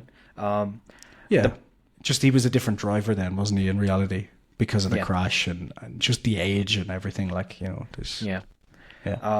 But I don't agree with that argument for Senna. I just don't. Because Senna was at Lotus. Lotus was a dying team at that point. And it had a brilliant engine in Honda, and he got a few wins. But that was it. He moved to a McLaren, which was basically built by Alain Prost. Yeah. Okay, I get what you mean by that. But I think in the way I'm sensing it is like, maybe Senna is closer to Hamilton in one respect, which is maybe it's not so much molding the team around him. It was you could tell by everyone who talked about Senna back then and everyone who's around at the time watching him. Maybe it's like Hamilton more in the sense that when Senna comes to a team, there's palpable excitement around him being there because everyone understood how good he was. Like even Schumacher talking about it understood, like, you know, being up against Senna was like the thing that everyone wanted to do. Whereas even though Prost would build a team around him, Senna was the excitement. Like he was the guy, you know. But sorry, I cut you off there. Sorry, but no, just to clarify. Actually, I lobbied it to you only for this only because while you put Senna that highly, I think I put Prost above Senna for this very reason. Because I've seen Prost build teams. I've seen Prost build to an extent at Renault as well, until the whole politics pushed him out. Then he went to McLaren, and McLaren was entirely his team until Senna came. And honestly, what happened there was Ron Dennis did with the Senna Prost thing what he ultimately did with the Alonso Hamilton thing in 2007, almost 2 decades later, where he saw the younger driver and he banged on him. He saw the younger, more marketable driver and he banged on him. And he benefited from it in case of Senna. Yeah. He to an extent benefited from it again with Lewis as well, but it ultimately cost him a title in 2007. Yeah. Do you think maybe the lore with Senna though is just that it's like sheer talent. Sheer talent, but it's also like there's a complete utter ruthlessness to win in him that maybe is above. I think it's the way he went about the Williams contract that for me makes him just a little bit more impressive than even a Schumacher or Verstappen in many ways, which is like I can't see. He's going after the fastest car. Sure, but could you see Verstappen and Alonso do the same thing? But could you see Verstappen, Lewis, or Alonso saying, "I will drive for free, give me the car"? They did that. Lewis and Alonso did that with Red Bull. I remember in 2012. It wasn't 2012. It was 2011, where both of them literally went up to Christian Horner. That's true, actually. Yeah. And both said, "We'll drive for free, no problems." Yeah. And that was the reality of it. And I get what I guess it's just the nostalgia because of how it ended, right? Precisely. It's like the perfect closed book story, isn't it? That's okay. What would have happened in 1994 if Senna had not lost his life? It's questionable whether he would have won, isn't it? Because Flavio didn't like to play by the rules, so. But you know what happened was there was a little option 13 that would have stopped things from working, you know. Probably, but they weren't sanctioned for that, right? They were sanctioned for some very weird things. Michael was basically I think Yeah. Bernie tried every fucking thing in the book to just make the championship exciting because he thought with Senna gone, Prost gone, Mansell gone, then there was going to be no interest in the sport.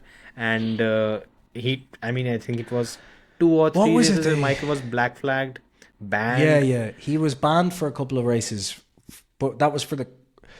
Was it for the crash in Spa? I'm trying to remember what it was. Or Not was a he was crash no, in he was Spa. It was he was out in in Spa. Spa was because of the plank wear. Yeah, yeah, yeah. And then there were 2 races He was banned. but he was he was because banned for 2 races after that, wasn't he? he was But I banned can't because he remember what it was overtook. for. I'll tell you, he was banned because he overtook under the safety car, and Yes, yeah, yeah, yeah. in the it was a wet race, and he overtook Damon, and apparently they were arguing on the team radio with the FIA, and during that time he was black flagged. And when they went ahead and complained, they got another another ban. So Yeah, yeah. congratulations for that. and it's hilarious. You look at that season, and it's win, win, win. First 3 races, and I think there was something that happened in the next race, and then it's disqualification, disqualification, disqualification, and all of a sudden the championship becomes something else, which is so weird. But again, Well, it was what you call it? It was Senna talked about was it at the top of the hill? Was it at the US Grand Prix? I think it was. Or no, it wasn't the US Grand Prix. Brazil. That's what it was. Yeah, top of the hill. And he said he could tell that they were using some sort of traction control Yeah. by just the noise of the engine and watching it. He was like, they're using something, Yeah. you know.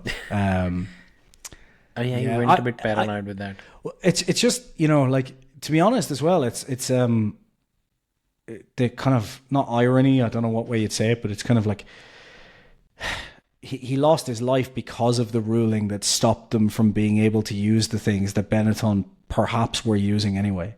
Because it was in Canada of 1993 when they basically decided to remove the driver Traction aids. control, electronic aids, And all of them. and they did it so late that basically all of the teams did a carryover car.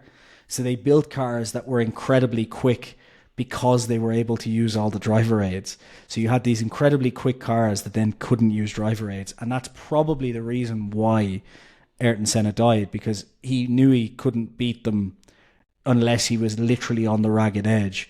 And as Adrian Newey said, he said like the car was aerodynamically unstable because it had been designed for driver aids. And it was the suspension that collapsed by the looks of it. They don't know exactly 100%. They still don't but know. And no. it's They never yeah, will. It's like, if they Obviously. don't know now, they never will. So, Yeah, yeah. Unless But yeah. AI figures it out. yeah. Oh, who knows? It's just again. Anyways, coming back to Max regarding this. So why I don't. Again, my reply was very blunt. I said no, he's not the greatest, at least yet. And for me, it's just a couple of things. First is the longevity. He's been in the sport for what, 9 years now? I think it's his Yeah. 10th year right now. I think you have to be there longer because the standards have been set that way. Michael was there for almost 20 years. 1992 to 2012. I mean, he took a couple of years off, but still.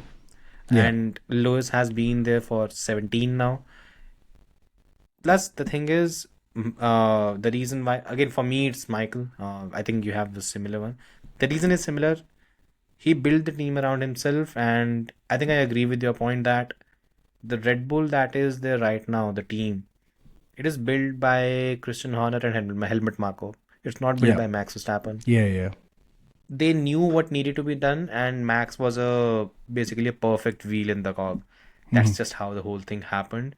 And what happens next in Verstappen's career is going to be very interesting if he takes a call of moving away from Red Bull. 'Cause Yeah. that's, I think in terms of his legacy, he should, but I don't think he gives a fuck about the legacy. Yeah. And I mean, even in terms of Schumacher with Mercedes, we could say that, like, you know, Lewis kind of, as much as his fans Inherited will it, also right? hate this, he inherited a team that had basically got rid of most of the issues that Ross Brawn kind of came over from Brawn GP and Honda before it. And Schumacher was in there kind of helping fix those issues.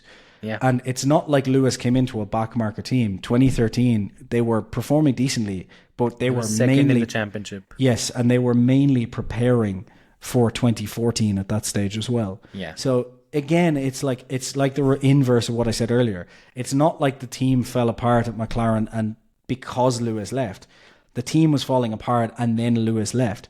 And in many ways, Mercedes is a situation of the inverse, which is it's not that Lewis showed up and the team started performing. It's the team started performing and Lewis showed up. You know, like Lewis didn't join the team thinking this is a shit team. He saw what the team could be and he happened to be right. You know, it's not, you know, so with Verstappen, I don't even want to see him win a title at another team. I would just love to see him join another team that's not winning titles and watch to see what is built around. I have a hot take though. I don't think it'll ever happen.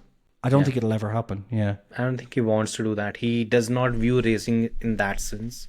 No. For him, racing is give me the fastest car and I'll do the rest. Which is why I think he'll forever be kind of a Senna type more than a Schumacher or less, a little bit under the Schumacher maybe. Yeah. I've always kind of said I think Senna in some ways is ahead of Schumacher, but I think there's no real argument for it. I think it's just a nostalgia thing of Senna is just kind of the guy in our sport that we're like, that's what Formula 1 is. Look, Senna is someone who is loved by everyone, and he's loved because, again, not the 15-year-old thing, because that's kind of nonsense.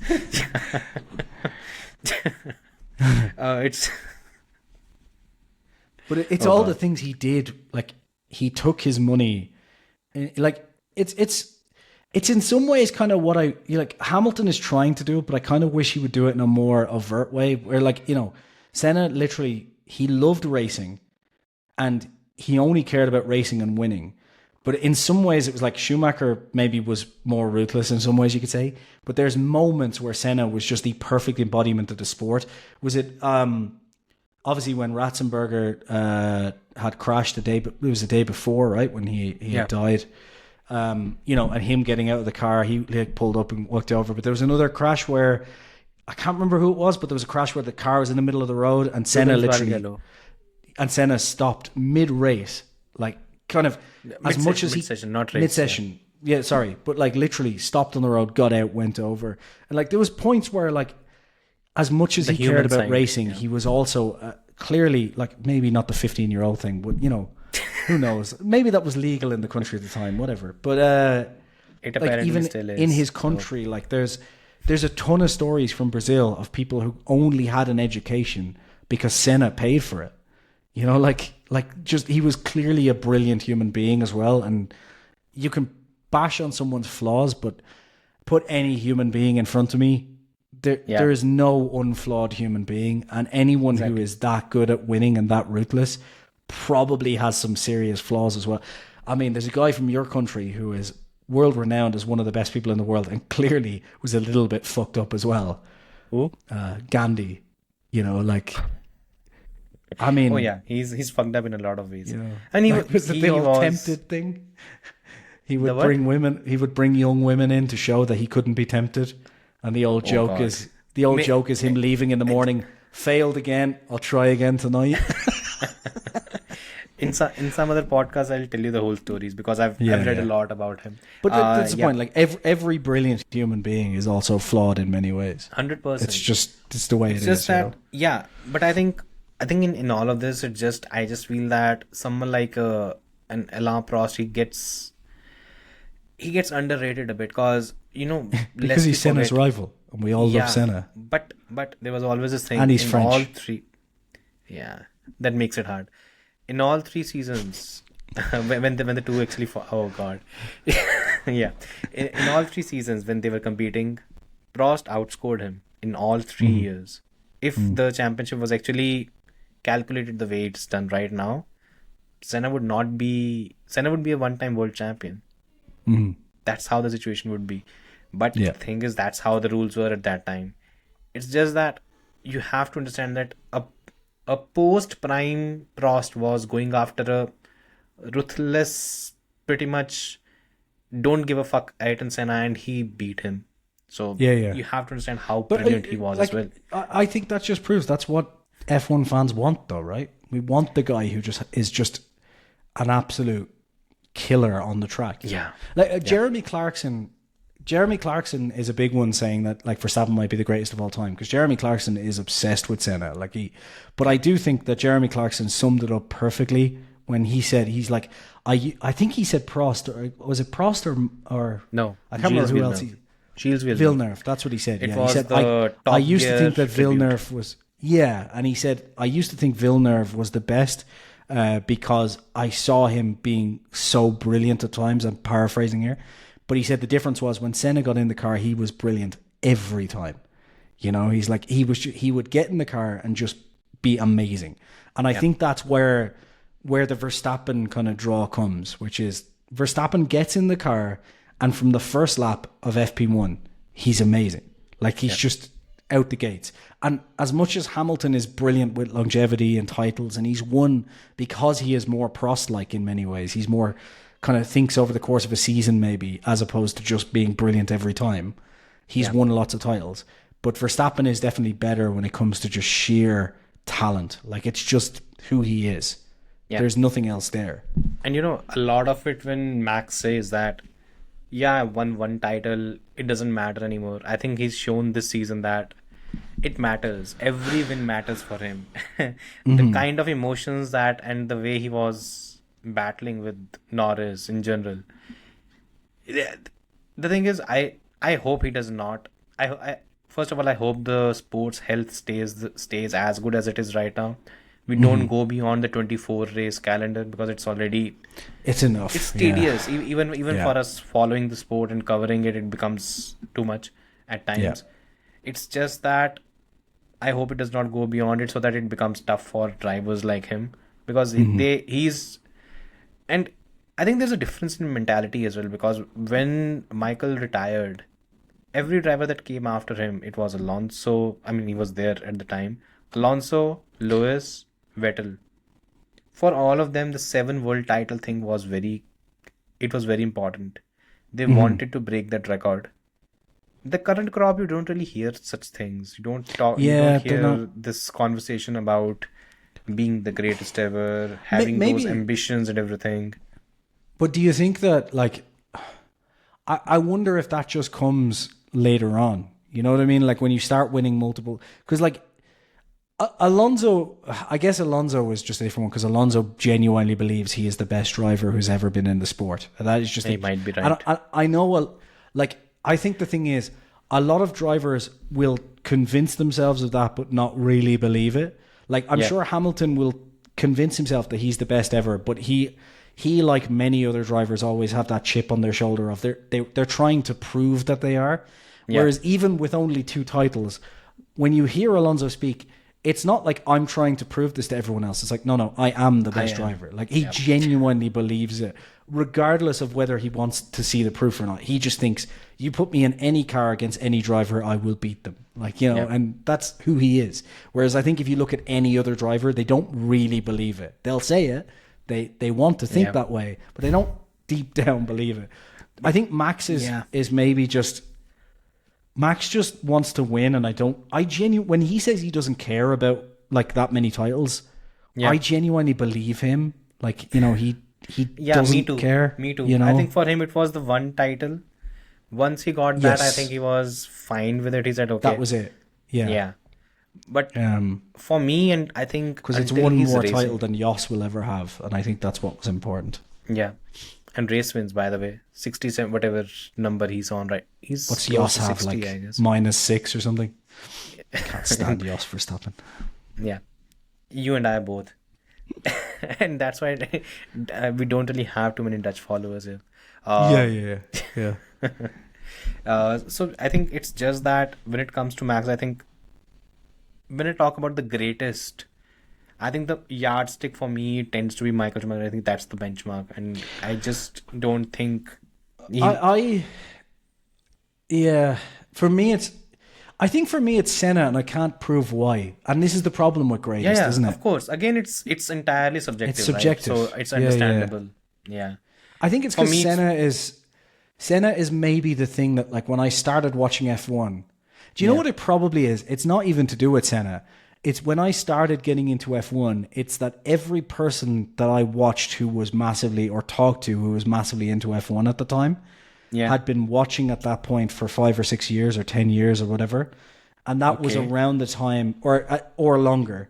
But a lot of those fans that I talked to in 2004 who had been watching it for a long time, you know, the whole thing was about Senna being the greatest. Because you remember in 2004, Senna, like that's 10 years after Senna's death. So it was a big topic. So you come into the sport, you get into the sport, and it's Senna, Senna, Senna, Senna, Senna. And at that point as well, 2004, it's, dear God, will Schumacher stop winning? So it's Yeah. kind of around the same time that you're kind of, like, think about if you're a new fan now, or you were a new fan in 2020. 2013, basically. You probably were thinking to yourself at some point, I wish Hamilton would stop winning, because it did get boring. Yeah. So I guess when I joined the sport, as much as I know, like for me, it's Senna, then Schumacher, because I understand how brilliant Schumacher was. And I saw him in 2004, how brilliant he was. Yeah. But it's also kind of maybe just that inherent Nostalgia. yeah. In a weird way. Yeah. No, it's understandable. It's complete. And you're not the only one. There are people who are huge fans of Fangio. Even Jim Clark is someone who's often talked about. I find it hard to, use these drivers as ones who I can't compare them to the current crop, right? That's where the whole problem comes for me. I tend to keep them in a different.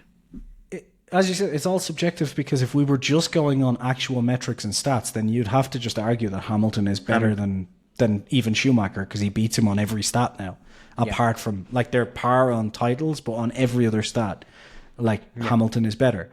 But that removes all context and all, like, it's such a subjective term that it's like, like, I think Verstappen's better than Hamilton, but there's no statistic to back that up. It's just, in terms of watching him drive, I think he's better. Yeah. I don't think we've had anyone who's... And another reason, by the way, why I think Michael, I tend to rank him higher is there was an entire 10-year period where I could say that Michael was the best driver in F1. From 1994 till 2004,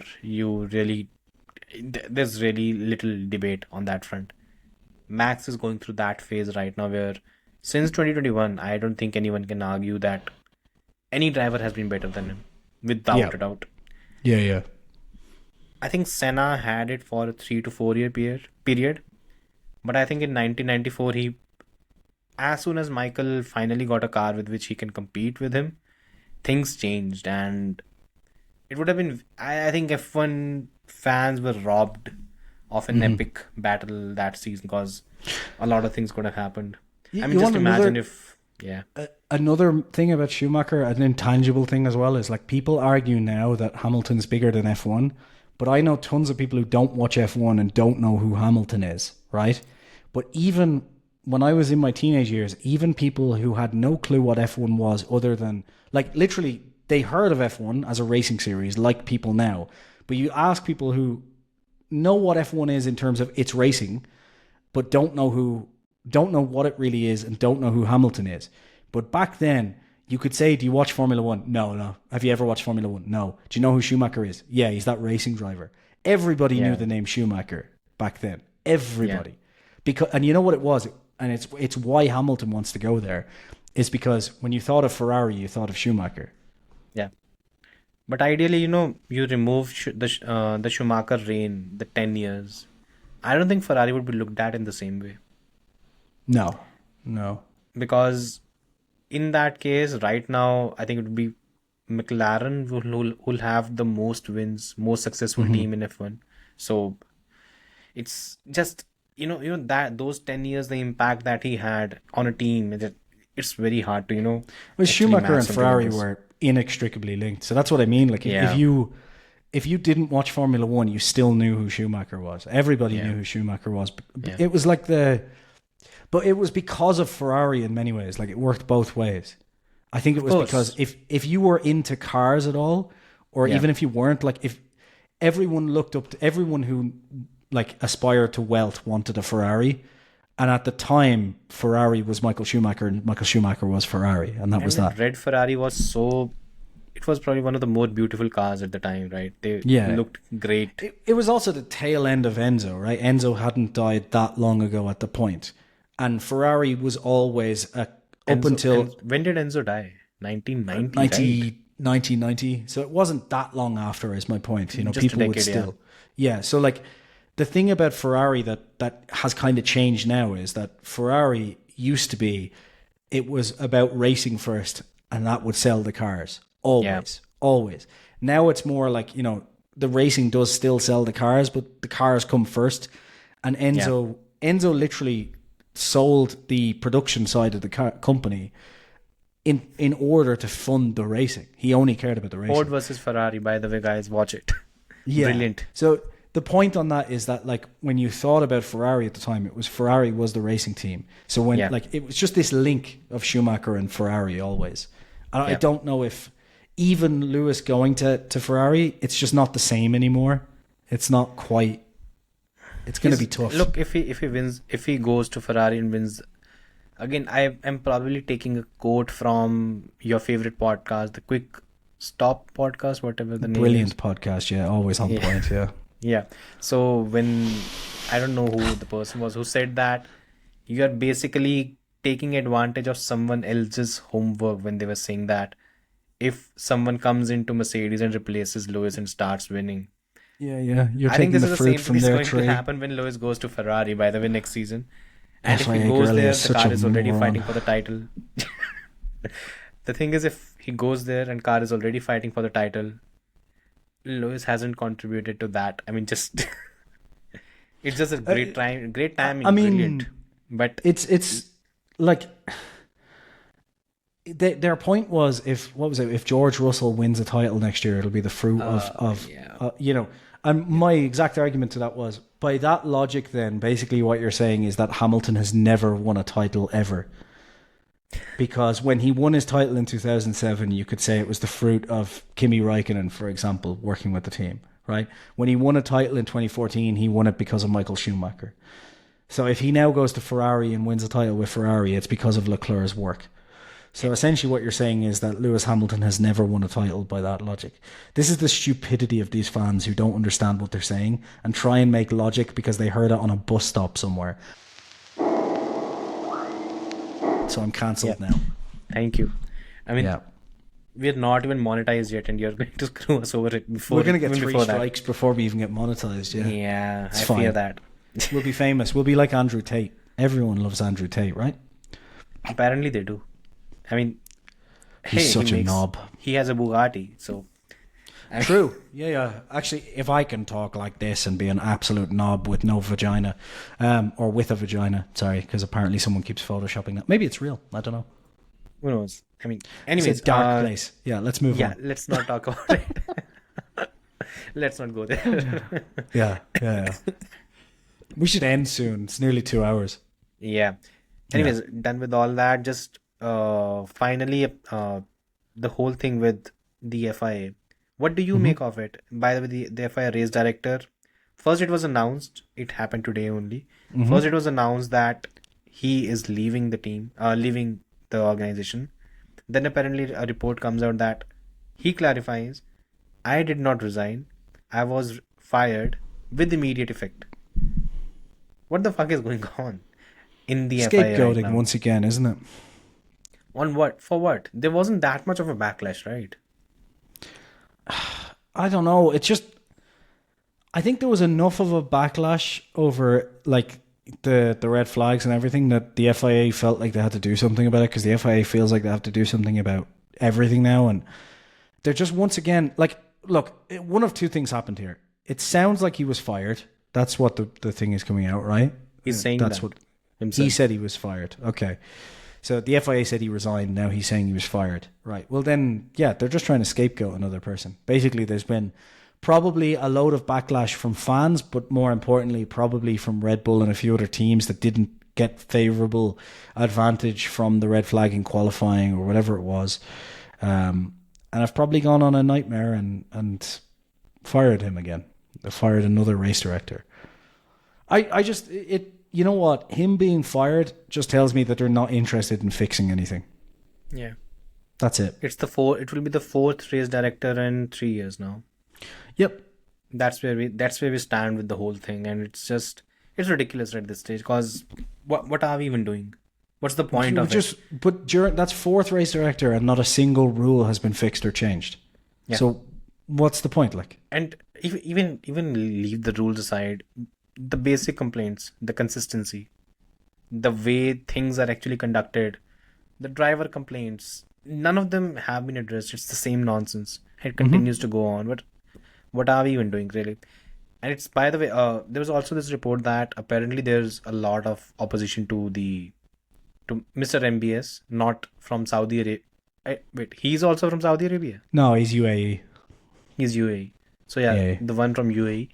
Apparently, I think Tim Goss has also left. He was the technical director. There are 3 other key personnel that have left. So the FI is actually right now very light in terms of resources.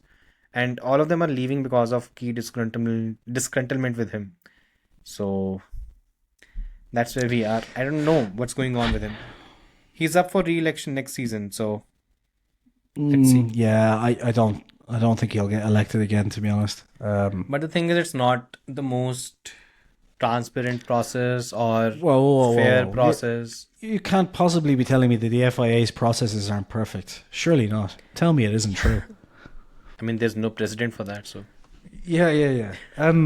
Oh God, bring back Bernie and Mosley. I know one of them has to come back from the dead, but Yeah. surely we can find another Mosley in some sort of Nazi orgy Basically, somewhere, you're saying, right? you're basically saying a dead FIA director would be better than what we have right now.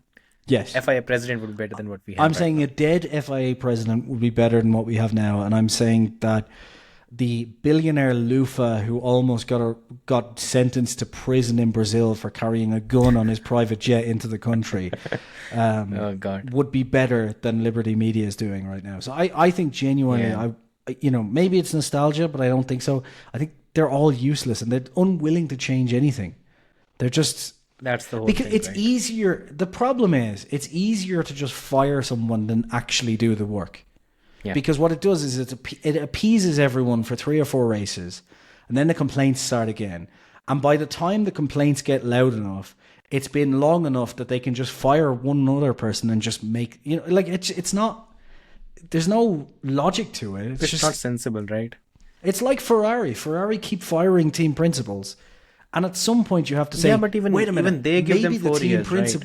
Sure, but at some point you have to go, maybe the team principal isn't the problem here. Yeah.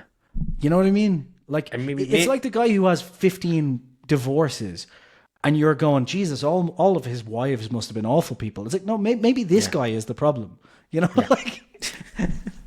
No, it's... Or he's it's really rich and he just wants a new wife every year, which is fine, but just admit it. Yeah. Yeah. It's a fair assessment, honestly. It's just... That's That's going to get me cancelled by all the women now listening, isn't it? There aren't that many. Sorry, Sharon. Yeah. Oh, okay. I'm assuming there's one woman, and I'm just taking a guess. She might be called Sharon. Yeah. Who knows? Yeah, Asshole. Anyways. Yeah. I didn't even mean it that way. Sorry. Yeah, I know. I completely didn't. That didn't even. Yeah. Amazing. You know one Indian name. No, I just meant the name Sharon, as in, I don't know why I picked the female name Sharon. Like, that's not like the as in same. Sharon. Oh, no, as in Sharon Stone. I don't know why I picked that Yeah. name. I hope. That's I what hope, I'm saying. I hope I there's a didn't cop Sharon that. watching. I don't know. That was a complete I doubt it. I doubt complete it, brain actually. fart there. Yeah. I was looking at the demography and it's basically 0%, man. Yeah. Yeah. Well, that's going to if happen. there is a woman listening to this, I'm sure she would have stopped by now. Yeah. Yeah. We offend too much. Okay, just finally to wrap the whole thing up, we just reached 2 hours now. Dan Fallows leaving Aston Martin. Yeah. About time? I think it was kind of inevitable. Yeah. I am a little bit. It's probably it's probably a situation where they don't really need him anymore because Dan Fallows was. By the way, just to clarify, by the way, he's still part of the Aston Martin squad. He's not the technical director anymore. So what is he doing now? That was not mentioned in the press release. That's just a we'll be letting him go in due course, basically. Could be, That's or he'll get some big paid consultant work. I'm guessing they're just not announcing it because I would imagine that Dan Fallows is probably going to Audi or another team, because he would be a big asset for another team. Look, I think my look on this is that Dan Fallows probably is a victim of there being, because you know how everyone loves the word victim and fascism. He's a victim of there being so many policies of Lawrence Stroll. What? Yeah, look, I just think he's a victim of there's just so many other things to fix that he isn't directly in control of, and I think he hasn't done a good enough job. But then perhaps no one would have done a good enough job, and we'll never know. But I also think you've got him there. He didn't do a good enough job. There's probably other factors, but in reality, the guy who taught him everything he knows is coming to the team next year. So we no longer really need him, and he's probably not going to work well with Cardile anyway. So it's kind of like, why don't we just get this out of the way? Also coming, yeah. So there's there's no need for him. I think they probably haven't said anything because I imagine he's probably got some sort of gardening leave. And in reality, like if you're looking at like any of the teams outside of the top four, I mean, even Mercedes, he could be an asset to. But they're, like any of the teams down the grid, he will be a huge asset to, because even if he doesn't perform for you, he can come in and tell you everything that Red Bull does to perform, and then you kick him out. You can go like, oh, thanks. Go. No, I mean, that's sure. I first thought that maybe there was an element of Adrian Newey working alongside him. That the reason why he's been asked to step down is because they let Newey take over, and then the whole thing goes on. But apparently Bob Bell is also there. I didn't even realize Bob Bell was at Aston Martin. Mm-hmm. So apparently he's taking over the technical director role. The other thing is like maybe it is just a case of like he left Red Bull to get out from under the shadow of Adrian Newey. He didn't want to do that again. Yeah, like I mean, which is fair enough. Like if you leave Red Bull when it's becoming successful, like after helping them to build the 2021 competitor, like all of these things, and working through the Vettel era, and you don't want to be you're doing all this work and someone else is getting the credit, and then Adrian Newey comes into the new team that you're at. That even if you build a title-winning car, Adrian Newey's getting all the credit. Maybe he just doesn't want to stick around for that, Precisely. No, that's understandable. Like, hopefully, if they're smart, the likes of Audi would get him on board, because, I mean, clearly he knows what he's doing. Just James Key, right? And I think everyone is going. I think look, if I'm a prospective employer, I'll probably stay hands off right now with Dan Fallows, because look, the last 2 years have hurt his reputation. We can sit and say that maybe, of course, there is year and a half. This is how short the memory is in Formula One, right? Yeah. Like literally, they were smashing podiums a year and a half ago. Exactly. I think it was just it's been 18 months. Which, Alonso to be honest, got a podium around this time last season, by the way, in Brazil. So he came in and they smashed through everything, and then they had this consistent problem with upgrades. And that kind of tells me that it's probably not his fault. It's probably just all of the big changes are causing more and more issues. And I think that what will happen now, unfortunately, is Newey and Cardile will come in with all the new facilities ready and start succeeding. And it'll make Dan Fallows look really, really bad. Looking worse. Yeah. When maybe... But Newey should know, right? Newey should know that this is someone who I've worked with, and how good or bad Dan Fallows is, I think Newey is the best person to take the call on that. Yeah, and he kept him around for over a decade, and he left of his own accord from Red Bull. So this is why I don't think Dan Fallows is the problem. Like, you could argue maybe he's not the right guy to be the actual top boss. I think the point is, if there's this quote, right? If you keep doing the same thing, you'll keep getting the same results. And I think Aston Martin has been stuck in that loop for a while now. So maybe a change would be a good thing. Either way, I just think he's unnecessary. But he's unnecessary now, right? Like, that's the problem. I mean, you've got the guy who taught him everything coming in to take over, so what's the point in keeping him around? That's also true. Redundant. There's nothing new he can add. You know what I mean? Yeah. So it's kind of like Cardile brings in stuff from Ferrari, and Nui brings even more relevant recent information about these particular regulations that Dan Fallows wasn't winning in. So you've no need. What's this the is why point? I'm saying I think I would not be surprised if Williams or Sauber, Audi, I would not be surprised if we get an announcement before Las Vegas that says he's going to Williams or Audi. Williams that would be a would nice thing, right? Huge but boon Williams for him. has Nick Fry already, so I don't know. But again, who knows? He's an asset. I think. Huge I won't be asset, surprised if he goes back to Red Bull either. Yeah, I mean, Right. yeah, He'll be available at under a discount now. Yeah, He'll be but- available at a discount now. So Yeah, do you know what will That's happen there also though? there. It'll be a fucking nightmare for him though, because he'll go into Red Bull yeah, at a Vashe time was a when they colleague. yeah, but he'll go into Red Bull at a time when they start dropping off, and then it'll look like it's Dan Fallows' fault God, completely. Yeah, yeah. And that'll be True. his career over. I think he'd be better off going to an Audi or a Williams, because if he goes to Audi or Williams and in 2026 they manage to get, or 2027 they manage to get a podium, that looks like it's the Dan Fallows effect. He's killing it, like that. I think And Williams it is was, winning races in 2026.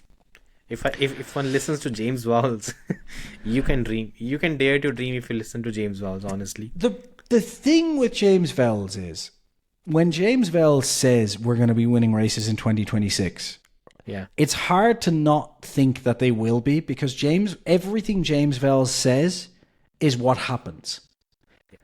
So, like, He's something, and he's probably one of the best communicators we've had in Formula when 1 did he for leave a long Mercedes? time. When? Last season. No, I was going to try and blame it all on him leaving, but yeah, that doesn't pan out. Yeah. Anyways, I If think James Vowles left at the end of 2021, you'd be like, oh, well, there you go. that's what happened. Yeah. But yeah. Anyways, well, 2 hours again. Yeah. Yeah. I think we've wrapped up almost everything. Bye Yeah. bye, guys. Thank you. Take care. Fuck it. I'm Let's tired. just leave it there. Yeah. Good luck. Yeah. Bye bye. If the podcast doesn't exist next week, it's my fault because we've been cancelled. I'll talk to you later. Bye. Yeah. Good luck.